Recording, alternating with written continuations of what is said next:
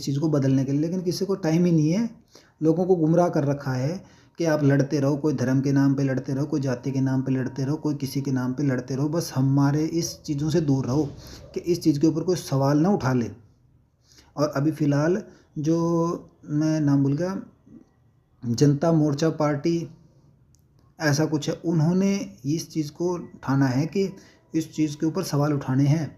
उन्होंने आरटीआई भी लगा रखी है, लेकिन मीडिया में कोई नहीं दिखा रहा।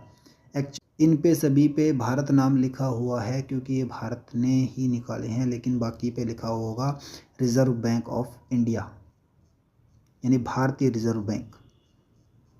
चलो देखते हैं। इसमें पहला अंतर यह है कि भारत सरकार द्वारा नहीं बल्कि भारतीय रिज़र्व बैंक द्वारा जारी किया गया है। यानी बाकी जो नोट थे वो भारत ने जारी नहीं किए, वो भारतीय रिज़र्व बैंक नाम की एक संस्था है उसने जारी किए हैं।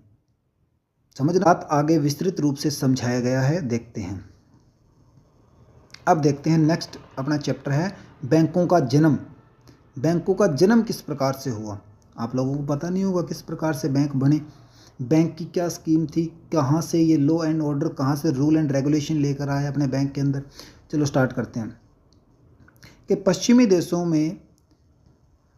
देशों में पहले लोग सुनार के पास अपना सोना चांदी सुरक्षित रखते थे। बदले में लोग हैं वो चांदी वापस नहीं लेते, वो रिसिप्ट से ही काम चला लेते हैं। इसे देखते हुए सुनारों ने 10% अपने पास जमा रखकर बाकी सोना और चांदी लोगों को ऋण के रूप में या ब्याज पर देना शुरू कर दिया। यानी कि 10% अपने पास रख लेते भी, अगर कोई मांगने आया तो मैं उसको दे दूंगा पैसे या चांदी दे दूंगा, अदरवाइज़ मैं अपने ऋण पे चढ़ा दूंगा, लोन दे दूंगा लोगों को। इस तरह सोना और चांदी अब अन्य अन्य लोगों, पैसे अब भी सो ही हैं, लेकिन सप्लाई कितने की हुई? 190 की हुई है।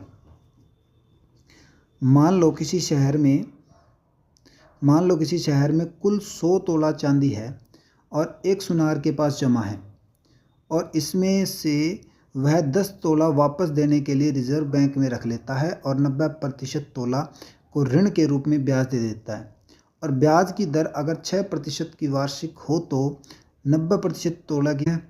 ऊपर की तस्वीर में आप देख पाएंगे कि 90 तोला चांदी में से 9 रख करके 81 को कर्जदार के रूप में, जिस पर 4.8786 तोला ब्याज मिला और पैसे की मात्रा बढ़ करके 271 हो गई। अब इसी तरीके से वो पैसा जाएगा वापस आएगा, जाएगा वापस आएगा। यानी 100 रुपये था, 100 की फीस रसीद काटी, 100 रुपये वो मनी सप्लाई हुआ, 10 रखा उसने, 90 को लोन पे दिया, 5.4 का इंटरेस्ट मिला,